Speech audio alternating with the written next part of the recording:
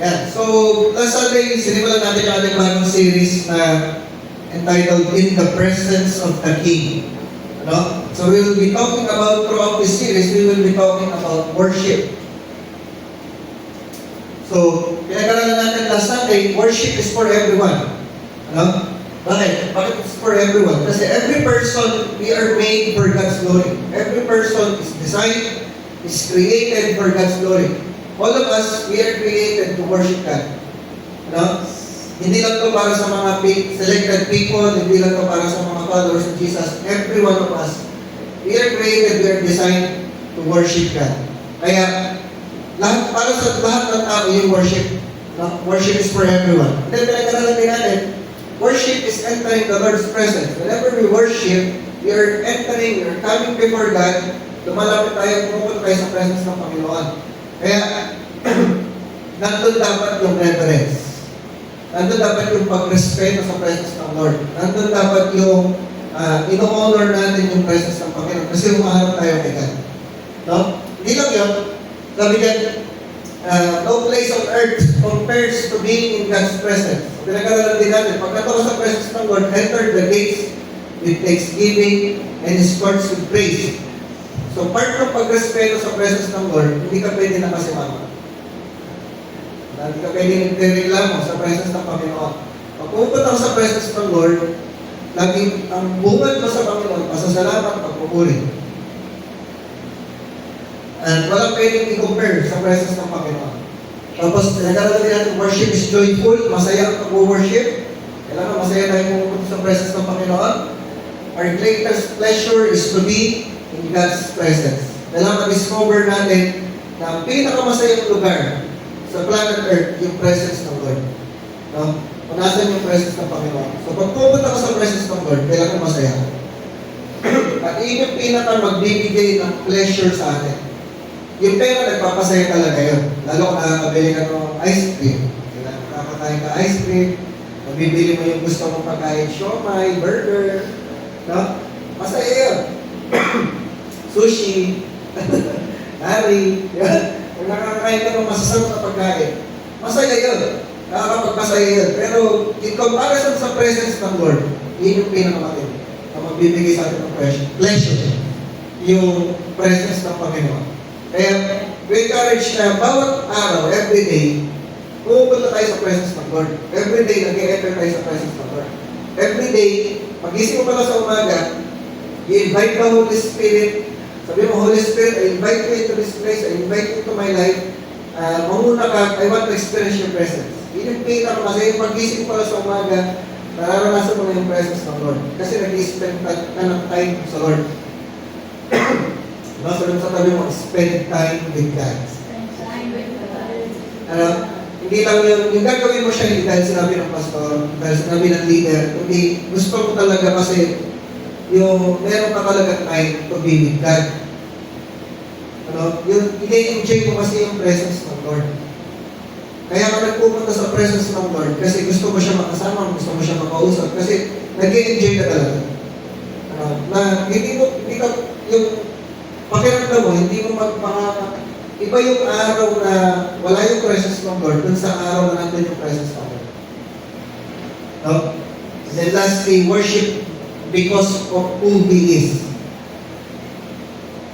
Nothing and no one compares to the greatness of God. Kaya tayo nag-worship kasi nakilala natin si God. Nagpakilala si God sa atin. Alam mo natin kung gano'n tayo kamahal ng Panginoon. Alam mo natin kung sino siya sa buhay natin. Yung talagang, kaya tayo nag-worship, response natin dahil nakilala natin si God. Pag nakita mo yung greatness ng Lord, wala ka talagang proper response kundi mag-worship sa Lord.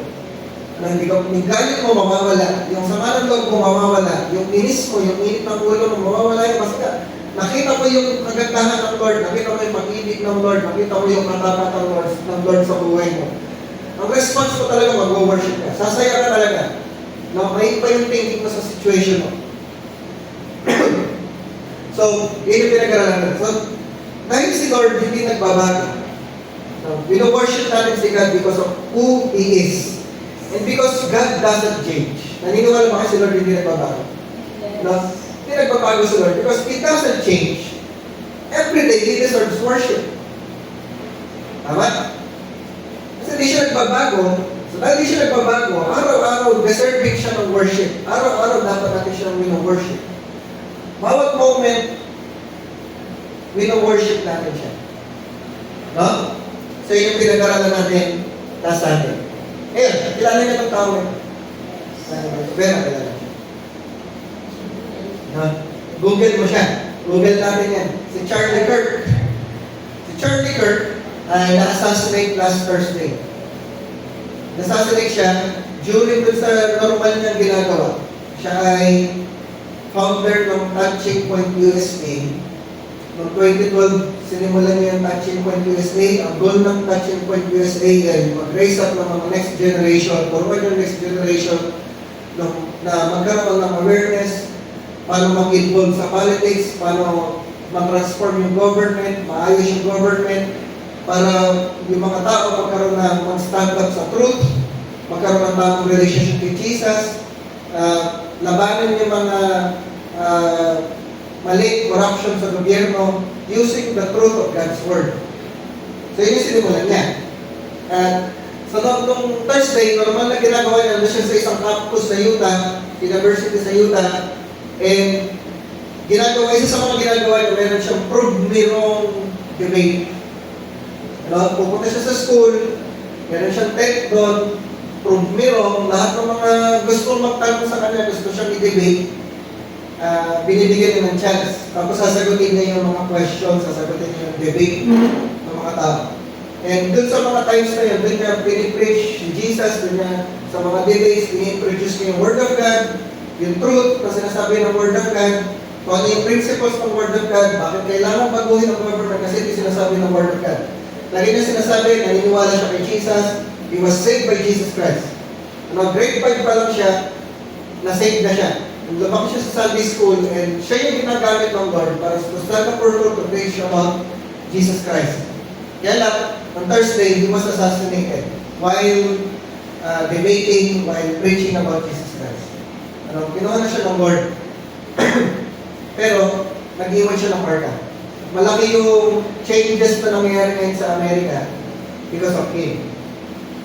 And we pray na marami pang maging katulad niya. So yun yung gusto natin na makapag-raise up tayo ng mga young leaders na mag-stand up for truth, gagamitin ng Lord, hindi lang sa loob ng church, pati sa labas ng church, sa school, sa business, sa mga professions nila, na gagamitin sila ng Lord to stand up for the truth, to stand up for Jesus Christ, to preach Jesus Christ sa mga lugar na meron at pinagdala sila sa kanilang Panginoon. No? And dinevote ka talaga yung buhay niya para sa pinapagawa ng Lord. Talagang wala na siyang, kumbaga, alam niya, meron ng mga death threats, alam niya pwedeng anytime, pwede siyang mapatay. Pero dahil totally surrendered siya sa Lord, tinuloy-tuloy pa rin yung ginagawa niya. He is doing it for God.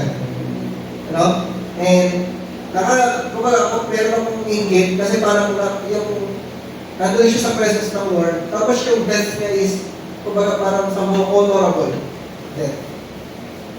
Assassinated, pero you died for Jesus Christ. You died doing yung work of Jesus Christ. Alam mo yun, parang napabay lang siya dun sa mga namatay para kay Jesus.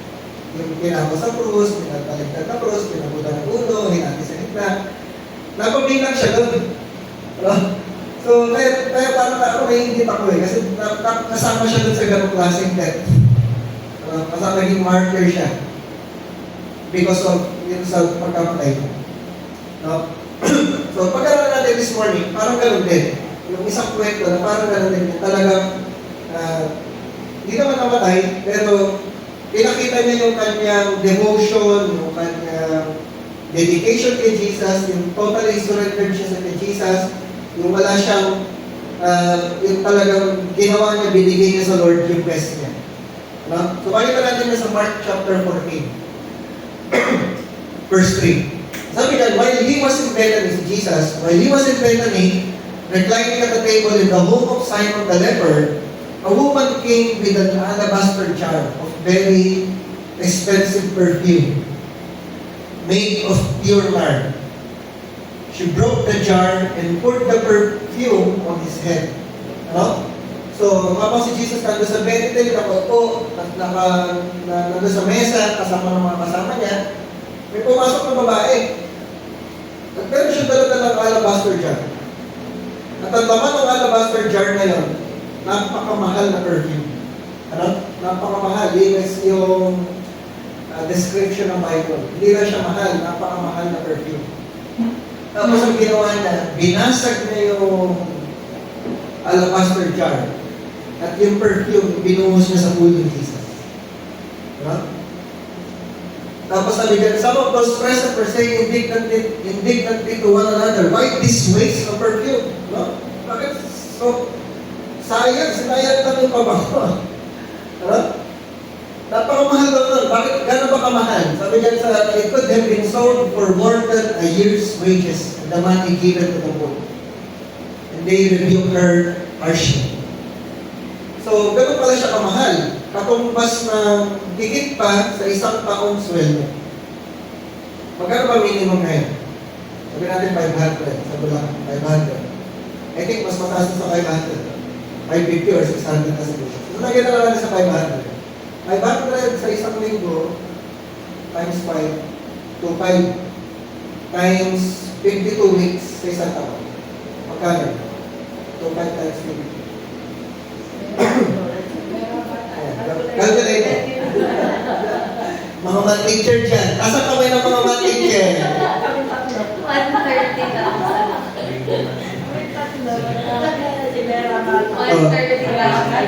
130,000.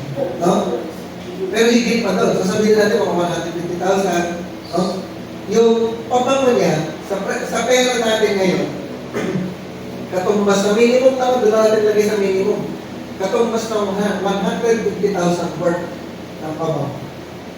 So, sayang, sabi ng mga disciples, sabi ng mga tao na nandun, sayang. Ano? Kumusta ka ng 150,000, isang beses mo lang gagamitin, tapos ilubuhos mo sa ulo ni Jesus. Imbis na parang 150,000, marami ka ng mapapakain, marami ka ng mapapagamitan, marami ka ng mabibili, sayang tao. Pero ginawa ng babae, binuhos siya sa ulo ni Jesus. Sabi ni Jesus, leave her alone, said Jesus. Why are you bothering her? She has done a beautiful thing to me. The poor you will always have with you, and you can help them anytime you want, but you will not always have me. Kasunod pa ba? Yeah. She did what she could. She poured perfume on my body beforehand to prepare for my burial. Truly I tell you, wherever the gospel is preached throughout the world, what she has done will also be told in memory of her. So yun yung pag-aaral natin. Diyan iikot yung ating pag-aaral. Papunta sa ginawa ng babae ni Jesus. Title natin pag-uusapan, nothing but the best. Sabi sa tabi mo, nothing but the best. No? So laging ibigay yung best. Sabi sa tabi mo, best. No? So masasabi mo ba, this morning, naibigay mo yung best mo sa Lord? No? So pag-usapan natin yan. So paano ginawa ng babae na binigay niya yung kanyang best? Tapos tayo, ano yung dapat natin ginagawa para mabigay natin yung best? Ano? Paano tayo, pag pinag-usapan natin yung worship, kailangan binibigay natin yung best natin sa Lord. Kasi we are coming into the presence of the King of Kings and the Lord of Lords. Mag-worship ka sa harap ng King of Kings, Lord of Lords, Creator of the heavens and the earth. Nagbigay sa atin ng buhay, nagbigay sa atin ng hininga, niligtas tayo sa kasalanan natin. Tuwing humaharap ka sa presence ng God, tuwing humaharap ka sa presence ni Jesus, tuwing humaharap ka sa presence ng Hari, wala tayong ibibigay kundi best. Ano? Laging best yung ibibigay natin sa Lord. So, nothing but the best. Una, pour it all. Sabi sa tabi mo, pour it all. No? So, ano ginawa ng babae? While he was in Bethany, reclining at the table in the home of Simon the leper, a woman came with an alabaster jar of very expensive perfume. She broke the jar and poured the perfume on his head. No? Binasag niya yung alabaster jar, tapos binuhos niya sa ulo ni Jesus. No? Wala siyang tinira. Hindi patak lang yung binigay. Hindi patak lang, hindi yung kumukala siya ng mapiranggot, hindi kalahatila. Binasag niya talaga yung jar. Ibig sabihin, gagamitin niya lahat ng laman ng jar. Wala na siyang itira. Ibubuhos niya lahat yun. Hindi tinanggal lang yung takip, tapos buhos ko niya. Binasag niya talaga, kasi signifying, pag binasag mo, lahat yun, todo bigay na yan. Hindi mo na gagamitin ulit yung jar. Wala ka nang nilalagay ulit sa jar. Wala ka sa sobra doon. Lahat yun ibibigay ko na kay God. Lahat yun ibibigay ko na kay Jesus. Ganun yung attitude ng babae. Nung pumunta siya kay Jesus, no? Pagpunta na doon sa, alam mo yun, nakaready ka na, na-imagine mo yung istorya na.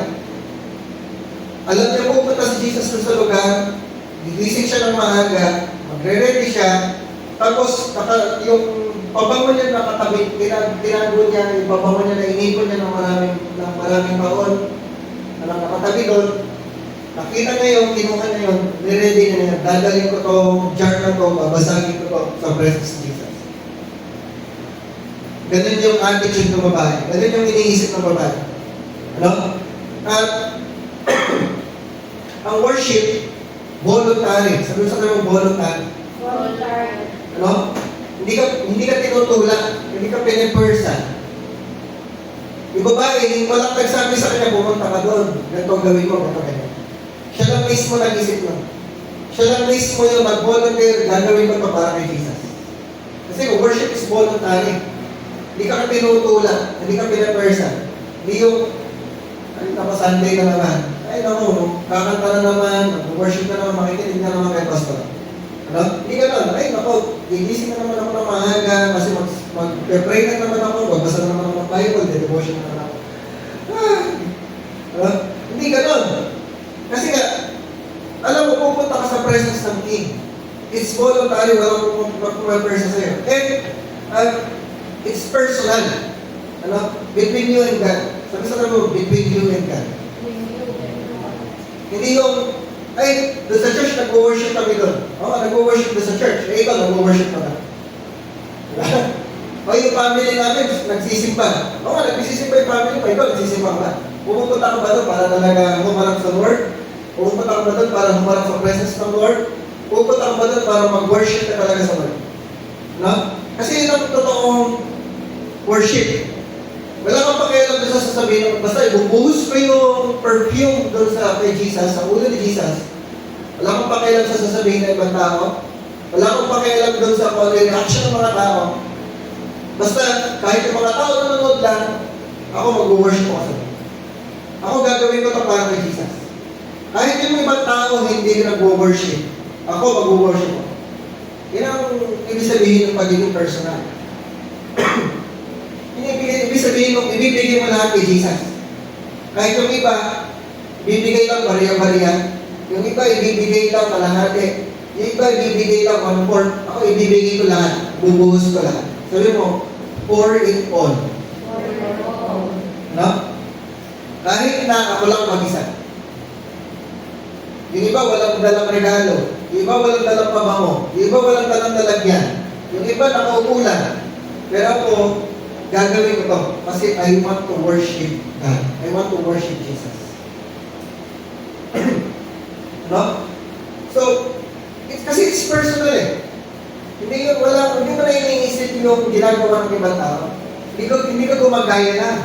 Hindi ka nagdadala lang ng ibang tao. Eh kasi yung daddy ko pastor, yung asawa ko pastor, kasi ganito yung ginagawa nila. So, kagaya ako lang. Hindi ka gumagaya na. Kasi nga, ikaw mismo, you're going there, pupunta ka sa church, pupunta ka sa presence ng Lord, you will worship. At ibibigay mo lahat, ibubuhos mo lahat. No? Hindi mo kailangan i-check yung ginagawa ng ibang tao. Hindi mo kailangan tignan yung ginagawa ng ibang tao. Bakit sila ganito? Hindi naman sila kumakanta. Iba, hindi naman nagtatas ng kamay. Kasi iba, ito ginagawa. Hindi mo isipin yun. Ang isipin mo, ako ba nabibigay ko may best ko sa Lord? No? It's not about kung ano ginagawa ng ibang tao. Ibang tao, hindi naman kumakanta. nakatingin lang, nanonood lang. Eh, ano ngayon? So what? No? Ako, tanong lang, ako ba? Personally, ako ba? Naibigay ko ba lahat sa Lord? Ready ba akong ibigay lahat sa Lord? Ready ba akong ibuhos lahat sa Lord? Ready ba ako na ibigay lahat ng yung mag-worship talaga ako sa Lord, wala ko ititira? Ang kanya? No? Psalm chapter 62 verse 8, trust in Him at all times, you people. No, sabi na sa awit, pour out your hearts to Him, for God is our refuge. Sabi niyo, pour out your heart. Pour out your heart. No? Kasi yung ginawa ng babae, binuhos niya talaga kay Jesus. Ano? Binuhos niya talaga lahat. So pag nag-worship tayo sa Lord, binubuhos natin yung heart natin sa Panginoon. Binubukas mo yung heart mo sa Lord. At yung ino-open mo yung sarili mo sa Panginoon, lahat ng nasa sa iyo, binibigay mo sa Panginoon. Wala kang ilira. Principle natin, the pouring out of your heart touches the heart of God.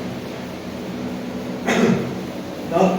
Ang nakakahipo sa puso ng Panginoon, gusto natin pag nag-worship tayo, nahihipo natin yung heart ni God. Nakita mo yung babae, ano? Kung paano niya nahipo yung puso ni Jesus. Nakuha niya yung attention ni Jesus. Kasi binuhos niya lahat. Ano? Napansin ni Jesus yung ginawa niya. Kasi binuhos niya lahat. Pag binubuhos natin lahat sa Lord, lumalapit ka sa Lord in worship, in honesty, in truthfulness, nag-worship ka, binubuhos mo lahat yung heart mo sa Panginoon, umaawit ka talaga, ano? Sinasabi mo sa Lord, yung laman ng puso mo, nahihipo mo yung puso ng Panginoon.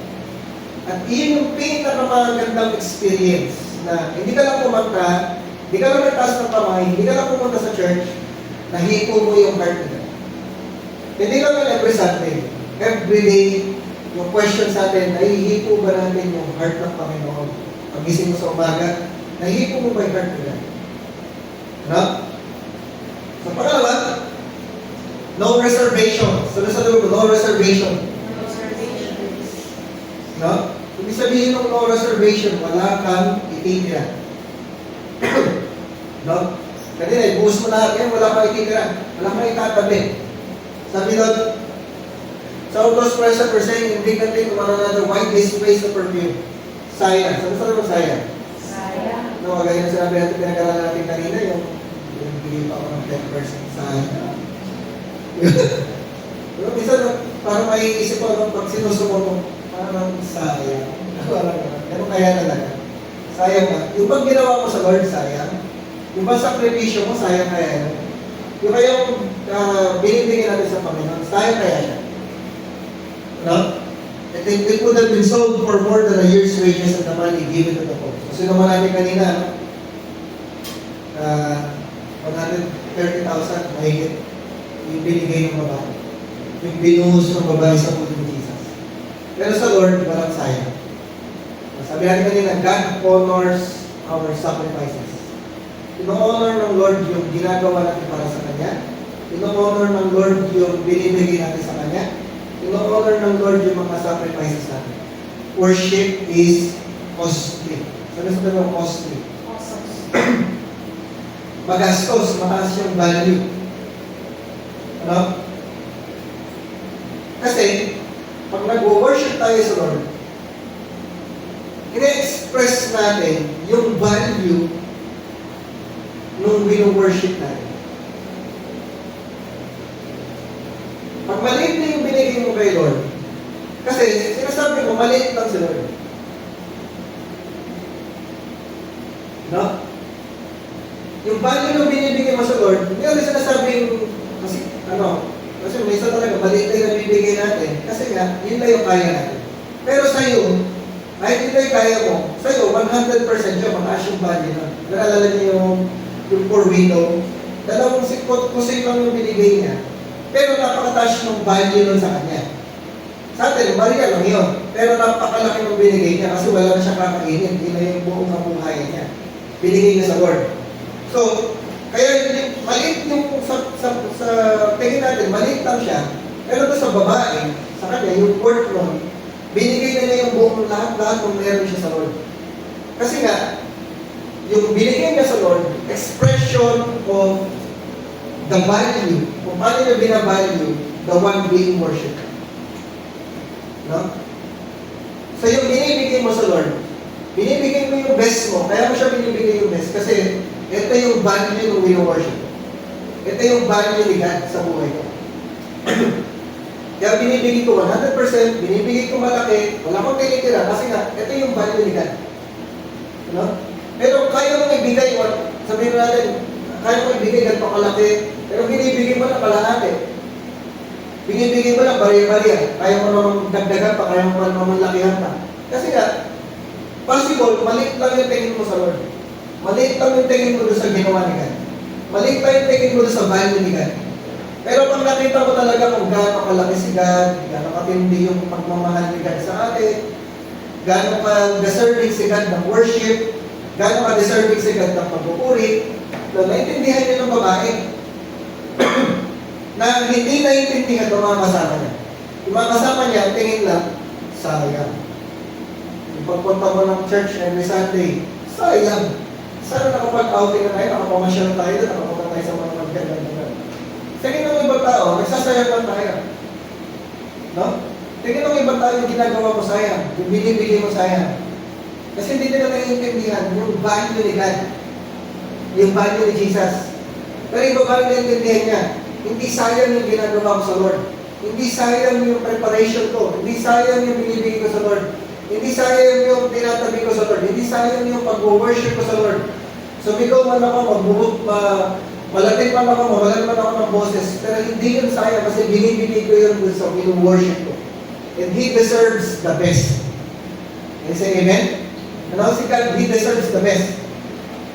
Sabi sa Matthew 22, verse 35 to 36, sabi nung nagtatanong, Teacher, which is the greatest commandment in the law? Ang sabi ni Jesus, Jesus replied, love the Lord, your God. Ano? Mahalin daw natin si God. With all your heart, with all your soul, and with all your mind. Lahat-lahat. Sabi sa kanila lahat-lahat. Kung mamahalin mo si God, mahalin mo si God ng lahat-lahat. No reservations. All your heart, all your mind, all your soul, all your strength. Lahat-lahat, wala kayo tatabi sa Lord. Si Charlie Kirk, may death threat siya. Anytime, pwede na siyang kuhanan ng Lord. Anytime, pwede na siyang mamatay. Kaya, lagi niyang binibigay yung best niya. Ano? Yung babae, baliktad naman niya sa babae. Sa babae, ginawa niya yung para kay Jesus to prepare for Jesus' burial. Kasi, alam niya, hindi niya makakasama ng matagal si Jesus. So, wala na may titira kasi baka next day, hindi ko na siya makita. Next day, hindi ko na siya makausap. Next day, ipango na siya sa cross. Hindi niya alam. No? So, binigay na niya yung best niya. So tayo, ang point, bakit gano'n din, parang siguro sa tayo, parang sa Charlie Kirk, alam mo ba kung mamaya buhay ka? Gusto natin buhay pa tayo mamaya, di ba? Gusto natin next week buhay pa tayo. Gusto natin next week makita pa natin si Bea. Yeah? Gusto natin makita pa natin isa't isa. Siyempre, gusto mo next week, nandito pa si Mama, nandito pa si Mai, nandito pa yung mga anak ko. Next week, gusto natin makikita pa tayo. Pero hindi natin talaga alam kung hanggang kailan tayo buhay. So, ibig sabihin, everyday, na binibigyan ka ng buhay ng Lord, bigay mo yung best mo sa Panginoon. Kasi hindi mo alam kung next, susunod na oras, susunod na araw, kung buhay ka pa. No? Give your best. Sabi sa mga give your best. Give your best. No reservations. No? So, principle natin, give your best no matter the cost. Give your best no matter the cost. Kahit gaano ka mahal, bigay mo yung best mo. Bigay mo sa Lord. Why? Kasi He deserves it. Deserving sa Lord ng best worship natin, ng best praise natin. Deserving it. No? Kung mapapansin ninyo, hindi ko kung mapapansin ninyo, no? Kung observant kayo, mapapansin ninyo. Every first Sunday, nagbibihis kami ng maayos. Ako nang long sleep ako every first Sunday. Kasi yun yung, parang natin yun, yung first Sunday, special na, ito best pa rin naman yung song natin ng itong Sunday. Pero ginagawa lang natin mas special yung first Sunday. Nag-long sleeves kami. Ako, naka-long sleeves ako. Si Moses, naka-long sleeves. Si Migs, naka-jacket. No, kasi nga, binibigyan natin yung best natin. No? So, ganun din. Pero every Sunday, we always give our best. Kasi God deserves our best. Kasi binigay niya yung best niya sa atin. Binigay niya si Jesus Christ. Hindi siya nagpadala ng angel lang. Hindi siya nagpadala ng isang representative lang. Si Jesus mismo yung pumunta. Ano? Si Jesus mismo yung namatay sa cross. Yung binigay sa atin ni God, for God so loved the world, that He gave His one and only Son. God gave His best. Ano? Tapos nung kinreate niya yung universe, kinreate niya yung mga puno, mga bundok, yung araw, yung dagat, best yun. Diba? Pag nakikita ko yung nature, ang ganda ng nature. Best yung binigay sa atin ni God. Ano? Hindi nagbibigay si God ng paunti-unti. Lagi siya nagbibigay ng best. Kaya deserving si God na tayo din, ibigay natin sa Lord yung best natin. Kasi we are worshiping the God of the universe who deserves the best. Can you say amen? No? Yung pangmaling point natin, ignore the crowds.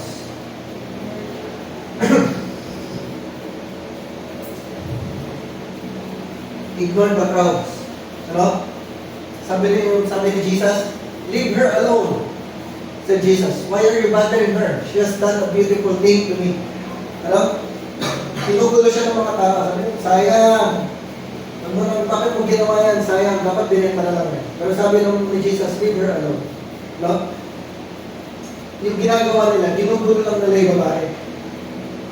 Nagugulo lang yung babae. Tayo, kailangan ng worship. Pag nag-worship tayo, kailangan ng focus. Ano sabi mo? Focus. So, ganun yung ginawa ng babae. Hindi niya iniisip yung sasabihin ng mga tao, kahit may sinasabi ng mga tao. Hindi niya iniisip yun. Hindi niya iniisip yung reaction ng mga tao. Ang importante sa kanya, reaction ni Jesus. Importante lang sa kanya, ano sasabihin ni Jesus. Now, pag nag-worship tayo sa Lord, kailangan talaga total devotion. Kailangan ng focus, kailangan ng total devotion, bibigay mo lahat-lahat sa Lord.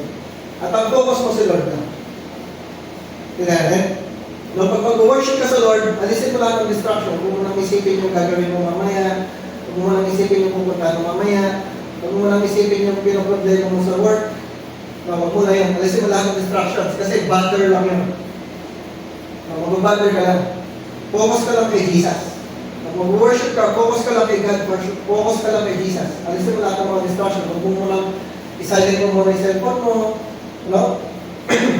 Ganun din everyday. Pag-isip mo sa umaga, huwag mo na cellphone. Sabi mo sa Lord, Lord, Holy Spirit, I invite you. I want your presence. Gusto ko my spiritual presence mo. Alisin mo muna yung distractions. Nasanay tayo na pag-ising natin, cellphone kagad yung hahawakan natin. Titignan natin, bukas kagad yung favorite natin. Buksan natin kagad. Kung games, or kung social media, buksan natin kagad. Pero tayo nasanay. Pero yung everyday na pag-worship natin sa Lord, hindi lang natin siya gagawin kasi sinabihan tayo. Kundi, mag-build talaga tayo ng habit na gusto natin mag-spend tayo ng time sa Lord. Ano? Kaya tayo nahihirapan kasi hindi dahil hindi natin gusto naman natin mag-worship, gusto naman natin mag-pray, gusto naman natin magbasa ng Bible. Tama? Hindi question yung ayaw gusto natin. Gusto talaga natin yun. Ang question lang, kailangan natin mag-build yung habit. Yun yung kailangan natin gawin. I-build mo yung habit. Pag-isip mo sa umaga, wala ka munang ibang gagawin, kundi makipag-usap kay God. Mag-worship kay God, tapos buksan yung Bible na. Kailangan mag-build yung habit. Sabi sa kanya, habit. Ano? Yun yung kailangan talaga ma-develop natin. Kasi pag hindi mo ginawa yung system, pag hindi mo ginawa yung habit, kahit gusto mo, mag-distract ka talaga. Yun ang problema. Pag hindi mo build yung habit, yung discipline, mag-distract ka. Pag na-distract ka, ala na yun. Hihintay ka, bukas na lang ulit. Yan? Na-distract ka na eh. Kaya, pag binuksan mo yung Bible, nabuksan mo na yung cellphone mo, nakita mo na yung social media na, nakita mo na yung game na, wala na, distracted eh. Naisip mo na yung problema mo, distracted yan. So, kailangan mabuild mo yung habit and discipline na wala kang, hindi mo, i-ignore mo muna yung ibang mga bagay. Kasi gusto mo mabuild yung habit. Pag na-build mo na yung habit na yan, hindi ka na matinis. No? Galatians chapter 1 verse 10 sabi yan, and now, am I now trying to win the approval of human beings or of God? Or am I trying to please people? No? If I were still trying to please people, I would not be a servant of Christ. So if you want to be a good servant of Christ, if you want to be a good worshiper, magbigay mo yung best mo, sabi dyan, don't try to please people. Sabi sa tagal mo, do not please people. Ano? Hindi ka pumupunta dun sa lugar para mag-please na tao. Ano? Hindi ka pumupunta sa church para mag-please lang ang tao. Para i-please lang si pastor, i-please lang si ma'am. No? Hindi ka pumupunta sa, hindi ka nag-worship, yung babae, hindi siya pumunta doon sa lugar para i-please yung mga tao, para mag-perform. Hindi siya pumunta doon para mag-perform, para magpakita ng gilas. Hindi siya pumunta doon para magpasikat. Pumunta siya doon para kay Jesus. Yun ang totoong worship. Pumunta tayo sa presence ni God kasi gusto mo i-please si God. Hindi yung i-please yung mga tao. Hindi lang para masabihin mo na, galing-galing mo naman, galing-galing mo kumanta, galing-galing mo sumayaw, ang galing-galing ganda ng boses mo, galing mo tumugtog, galing mo magsalita, galing mo magturo. Hindi yun. No? Yung babae nga kabaligtaran eh. Hindi siya pinuri ng mga tao. No? Expect mo talaga, if you want to please God, people will not be pleased. Hindi lahat ng tao matutuwa pag piniplease mo si God. Pwede ka pang mapatay. Sino sa inyo gusto mapatay? Ayaw natin, ano? Pero ako parang gusto ko. Kasi gusto ko, mapapabila ka dun sa mga tao na martyr for Jesus. Nakakaingit lang. Ano? Pero, yun nga, we come to worship God, not to please people, not to perform, hindi para magpakita ng gilas na sa mga tao. Gusto lang natin i-worship God. Kaya may bibigay yung best mo, hindi para purihin ka ng mga tao. Kaya mo bibigay yung lahat ng pwede mo ibigay sa Lord, hindi para magpakita tao. Kaya mo ginagalingan, hindi para magpakita tao, hindi para magpakita ng gilas. Ginagalingan mo kasi para kay God yun. You know? Binibigay mo yung best mo kasi para kay God yun. Sabi mo sa tabi mo, galingan mo. Sabi sa tabi mo, bigay mo yung best mo. No? Not to please people, not to please the pastor, not to please the leader. Kaya natin ginagawa to please God. Kasi we want to be a good servant of God. We want to really focus on God. We want to touch the heart of God. We want to worship God. We want to please God. No? So principle natin, live for an audience of God. No? Especially yung mga tumatayo sa stage. At sa harap. Karating tayo, makasidera, katayo na rin sa stage. Makakakanta na rin, magtuturo na rin ng Word of God. Pero, ako, tumatayo ako sa harap. I'm not doing this for the people. I'm not doing this dun sa mga, parang, galing-galing naman na masabi. For an audience of God. We're doing this for Jesus Christ. We're doing this for the glory of God. No? Ang sumikat, ang makilala, si Jesus. Hindi pastor, hindi pangalan ng church, kundi si Jesus. Ang makilala, yung galing, yung kapangyarihan, yung kabutihan, yung pag-ibig, ni God. Ano? Yun yung gusto natin. Nabubuhay tayo, hindi para mag-please ng mga tao, kundi para i-please si God. Na-please ba si God? No? Sabi sa verse 6, sabi ni Jesus, she has done a beautiful thing. Yung ginawa ng babae, sabi ni Jesus, in-honor ni Jesus, na-recognize ni Jesus, ang ganda nung ginawa ng babae. She has done a beautiful thing to me. Yung ginawa niya, napakaganda. Ibig sabihin, tinanggap ni Jesus yung worship ng babae. Tinanggap ni Jesus yung ginawa ng babae.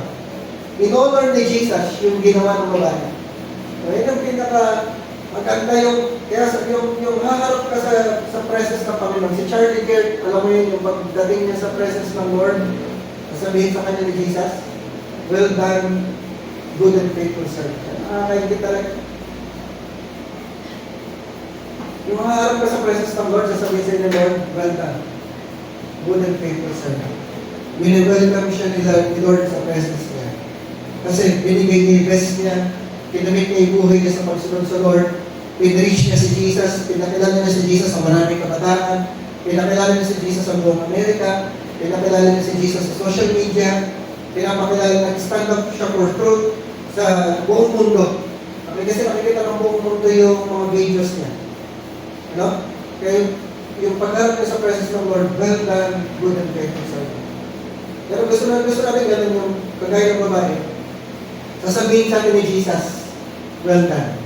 You have done a beautiful thing to me. No? Nasa pa? Paano pa in-honor ni Jesus yung ginawa ng babae? Sabi ni Jesus, wherever the gospel is preached, throughout the world, ano? What she has done will also be told in memory of her. Kaya yung ginagawa natin yan, pinag-uusapan natin yung babae. Yung ginawa ng babae. Sabi ni Jesus, kahit saan, everywhere, every generation, every year, ano? Taon-taon, hanggang hindi bumabalik si Jesus. Tuwing pag-uusapan ng gospel, tuwing pag-uusapan si Jesus Christ, tuwing pag-uusapan yung Word of God, kasama nakakabit doon yung ginawa ng babae. Ganon in-honor ni God yung ginawa ng babae. Ganon katindi yung pagka binibigay mo lahat-lahat sa Lord. Kapag wala kang reservation, kapag ini-ignore mo yung crowds, ano? Yung worship mo, yung ginagawa mo para sa Lord, yung pagsaserve mo sa Lord, yung pag-obey mo sa Lord, pinag-uusapan. Ano? O hindi man pag-usapan ng mga tao, sa langit pinag-uusapan. Kung hindi man, pero pag-uusapan pa rin. Pwede sabihin ng mga tao, sayang, may ginagawa mo, pinag-uusapan pa rin kahit negatively. Pero pag-uusapan. Ano? Yun yung gusto natin. Hindi tayo yung parang sumasabay lang sa agos, kasi kung maganda yung sinasabi sa atin ng mga tao, pero si Lord ba maganda ba yung sinasabi sa iyo? Yeah? Pwede maganda yung sinasabi sa iyo ng tao, magaling mo, bait-bait mo, yung mataluwa, bait-bait mo, yung marami mo na rin. Ano? Pwede maganda yung sinasabi sa iyo ng mga tao, pero pagtanong, si Lord ba maganda ba yung sinasabi sa iyo? Yung babae, ano? Every generation, every church, every follower of Jesus Christ, alam yung kwento ng babae. Wala nang panahon na yun, hanggang sa panahon na ito. Pero yung mapapag-usapan ng gospel, narinig na sigurado yung kwento ng babae. At marinig ito, at paulit-ulit na ikukwento yung ginawa ng babae. Kasi nga, basta every time we give our best, every time we honor the Lord, every time na bibigay mo yung walang reservation, walang makikitira, every time we bubuhos mo lahat sa Panginoon, every time na talagang mag-focus ka sa Lord, hindi ka magpapadistract, God is honored, we are touching the heart of God, at ino-honor ng Panginoon yung ginagawa natin. Yun ang pinaka-importante sa lahat, yung ginawa natin, na please the Lord, natawa si Lord, at tinanggap ng Lord yung worship natin. No? Maganda nag-enjoy tayo sa worship, nag-enjoy tayo sa kantahan, nag-enjoy tayo sa church. Pero ang question din, si Lord ba, pag humaharap ka sa Lord, nag-enjoy ka sa Lord? No? And we hope na tayo, alam natin, we have the confidence na pag humaharap ako sa Lord, alam ko nag-enjoy si Lord, alam ko na-please mo si Lord, kasi binigay ko yung best. Sabihin sa tabi mo, nothing but the best. No? Nothing but the best. God deserves our best worship every time. Every time we're serving sa Lord, the best worship natin. Tayo lahat. No? Tayo mga namin. So, live for the Lord Jesus of one. No? Give your best no matter the cost. And pag pinura natin yung heart natin, we're touching the heart of God. So, yung we pray na yung Sunday na ito hindi na sayang. Pagpunta natin dito, hindi na sayang. Pag-worship natin sa Lord, hindi na sayang. Nahipo natin yung heart ni Lord. Ano? Ibigay natin yung best kahit costly. At talagang mabuhay tayo for the audience of God. We are just here to please God. We are just here to honor God. We are just here to worship God.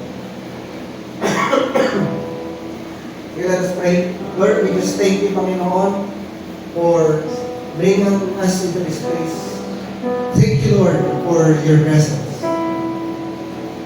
Thank you, Lord, for the opportunity na everyday na binibigyan mo sa amin to come into your presence, to enjoy your presence, to be with you, to come face to face with you. We pray, Lord, as tuwing haharap kami sa inyo, Panginoon, makita niyo kami, Lord, na napiplease ka namin at nabibigay namin yung best sa amin sa inyo. Lord, tulungan niyo po kami na ma-remove yung lahat ng distractions. Huwag kami ma-distract, huwag kami ma-out of focus. Gusto namin, Lord, whenever we come to you, talagang nakikita namin yung beauty mo. Nakikita namin yung pagiging awesome mo. Nakikita namin yung greatness mo, yung love mo, yung faithfulness mo sa aming buhay, yung goodness mo. And ang response namin, Lord, is to worship you, to love your presence, to love your word. Because love being with you every day. Thank you, Lord, sa inyong goodness. Thank you, Lord, for the cross. Thank you, Lord, for the blood of Jesus Christ. Thank you, Lord, for dying on the cross for us. Thank you, Lord, for forgiving our sins. We just want to honor you. We just want to worship you. We just want to love you, Lord. Thank you, Lord. We give you all back all the glory and honor and all the praises. We pray, Panginoon, sa bawat isa na namin ay sa mga hindi namin kasama. Bless them, Lord God. We invite the Holy Spirit na kumilos ko po sa aming mga buhay. Even sa mga kasama namin, Panginoon, wala rito. Let your Holy Spirit move in their lives right now. Speak to us. Transform us. Ipuin po kami, katagpuin niyo kami. And continue to lead us, Lord, to worship you, to love you, to give our best to you, Panginoon. Lord, sa tuwing mag-worship kami, tuwing hanap kami sa inyo, we will give our best. We want to please you, we want our worship to be acceptable in your sight. Patuwain niyo po kami, Panginoon, sa mga pagkatatakot, sa mga pagkukulang namin, sa mga panahon na hindi namin nabigay yung best namin. Sa mga panahon, Lord, na kami yung nasunod, sa mga panahon na inunan namin yung sarili namin. Forgive us, Lord God. Thank you, Lord, for your forgiveness. Thank you, Lord, for your love. Thank you, Lord, for your faithfulness. We give you back all the blessings and honor and praises. We love you. We pray this in the name of the Lord Jesus Christ. Everybody say, Amen.